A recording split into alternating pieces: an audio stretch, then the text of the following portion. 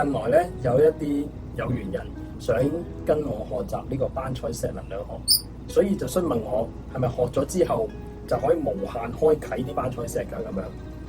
咁我希望透過呢個視頻咧，可以為大家去解答，大家都可以知道我哋班賽石能量學裏邊嘅精妙嘅奧秘。因為班賽石能量學大家都知道係我所創立嘅華人班賽石文化裏邊嘅一個課程。你好中意你嘅班賽石，你梗係需要同佢去做一個朋友，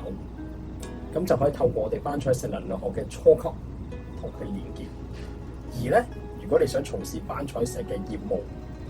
你想幫人哋你身邊朋友或者客戶啲班賽石去開啓，你就需要學中級。而咧，你想從事班賽石問事嘅話咧，看圖騰、睇圖騰、問人哋嘅事情、解答人哋嘅疑難咧，就需要學高級。高級就可以喺班賽石嗰度咧睇圖騰。